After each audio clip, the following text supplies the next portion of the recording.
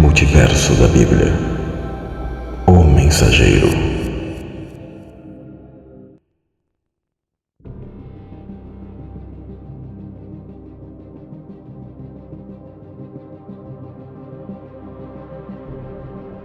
A Bíblia possui toda a história dos céus, terra, assim como revelações da nova terra e novos céus.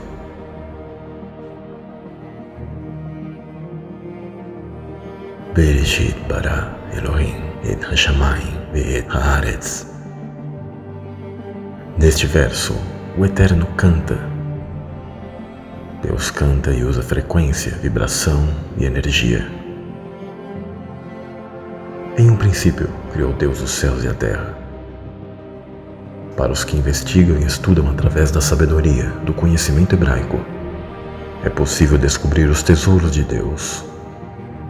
A glória de Deus está nas coisas encobertas, mas a honra dos reis está em descobri-las.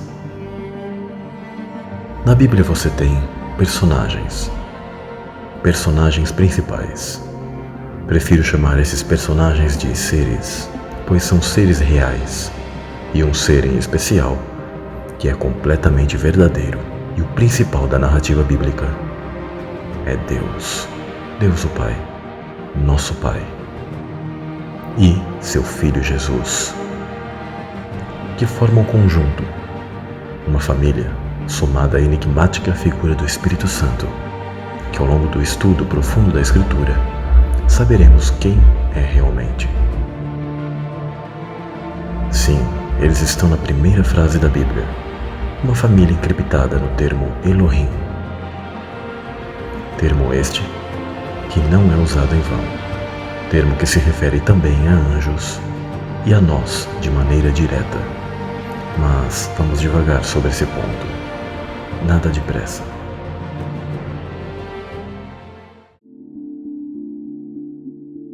Um pouco à frente, na Bíblia você conhecerá os humanos, onde nós estamos encaixados de maneira que todos hoje podemos nos enxergar, mas poucos de nós entendemos o que é o homem. Na Escritura é dito, com uma tradução e um estudo aprofundado de palavras, a seguinte revelação em Salmos 8, verso 4 ou 5, que diz: O que é o homem mortal para que te importes com ele? E o filho do homem para que venha cuidá-lo? Pois por pouco tempo o fizeste, o diminuíste, o tornaste menor que os anjos, mas de glória e de honra o coroaste.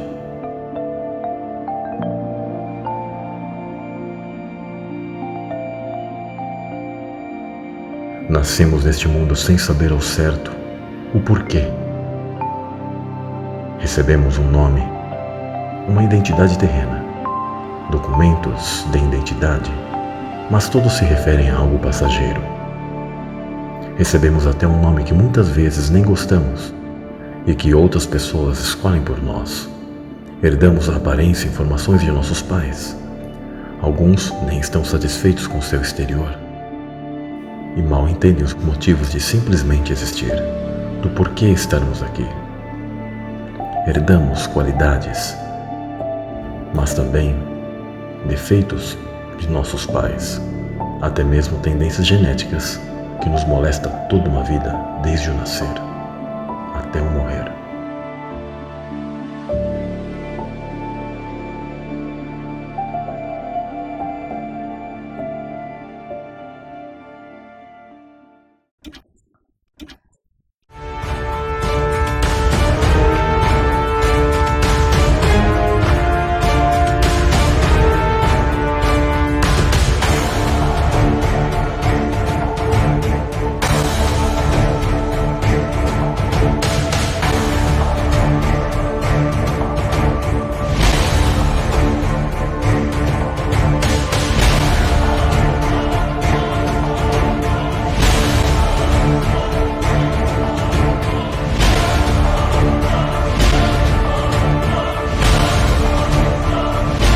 Este é o elo perdido, a história proibida.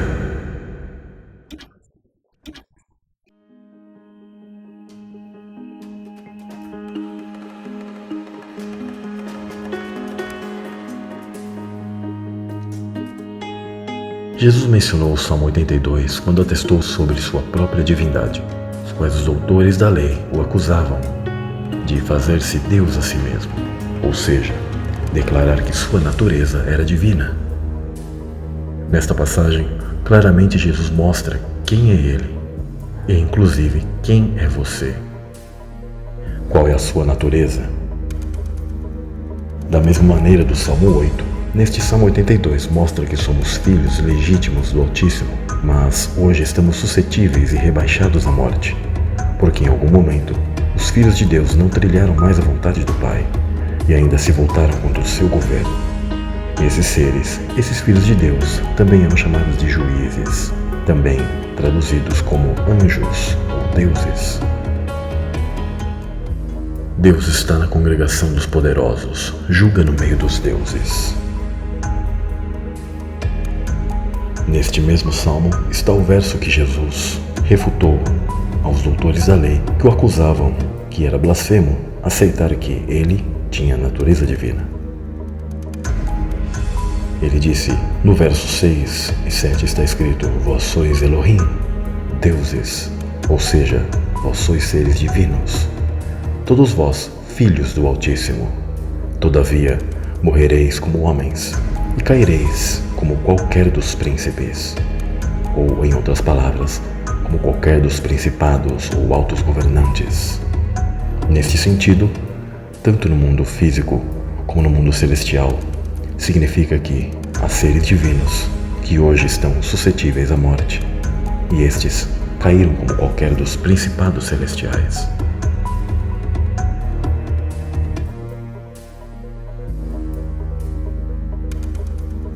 Na teologia ensinada nas faculdades e institutos, se coloca muito pouco sobre anjos, e pela falta de aprofundamento, se tem um falso ensino de que anjos e nós não seríamos do mesmo conjunto, da mesma família, tanto em filiação como até mesmo em natureza. Dizem que Deus e anjos são seres espirituais, e isso é verdade, mas esses teólogos se esquecem de um princípio básico. Parece que nem leem a Bíblia e nem conhecem os textos. Em Jó 32, verso 8 diz: Na verdade, há um espírito no homem, e o sopro do Todo-Poderoso o faz sábio. Nós somos humanos, mas temos espírito, exatamente como o Salmo 8 e o Salmo 82. Percebemos que somos seres celestiais e estamos incluídos nessa família divina, mas hoje estamos fadados a uma limitação humana, fomos diminuídos e claramente estamos suscetíveis à morte. Não podemos esquecer que temos um espírito, portanto somos espíritos, somos filhos de Deus contidos em vasos, ou seja, corpos limitados. Um vaso é algo criado para conter algo dentro. A Escritura usa este exemplo e essa análise para que saibamos que somos espírito e estamos contidos por um vaso, por nosso corpo. Ou seja, por um momento, somos participantes de carne e de sangue, fadados à morte, mas ansiosos pela reconciliação e pela ressurreição, obtendo assim a vida eterna para sempre. Deus jamais pediria que pessoas o adorassem em espírito e em verdade, sendo Ele espiritual, se nós fôssemos apenas seres físicos e sem alcance tangível de estarmos no chamado reino quântico, ou no reino espiritual, do qual a Bíblia chama de reino de Deus. É aí que entra o multiverso, o mundo espiritual e o acesso a ele.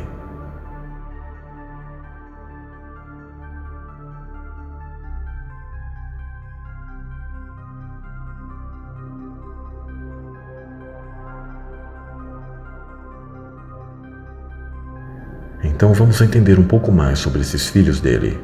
Hoje em dia, por parte de teólogos e pessoas que aprendem algo formatado no sistema religioso, os textos são negados claramente por teólogos, sem entendimento algum, por pessoas formatadas e por sua vez limitadas, onde dizem que Deus nem sequer tem filhos, e que esses filhos, na Bíblia, seriam apenas termos simbólicos. Ou seja, a Bíblia fala, mas nada do que está escrito seria realmente o que está escrito.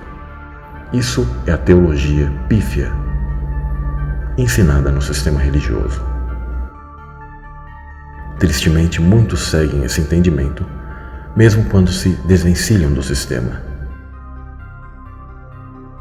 É aqui que começaremos nossa jornada sobre um dos maiores segredos e chaves bíblicas.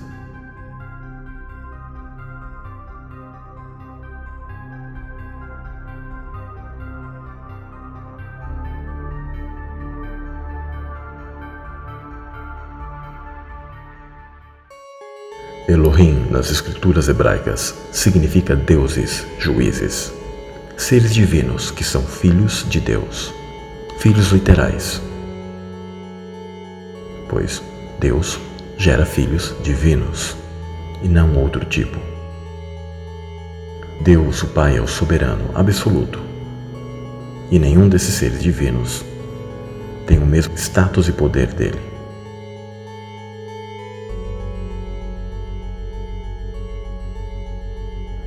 Algo que foi ocultado pela teologia é o que nos conecta no famoso, mas misterioso episódio da Guerra nos Céus, onde parte das estrelas, ou seja, parte dos anjos, vem para a Terra.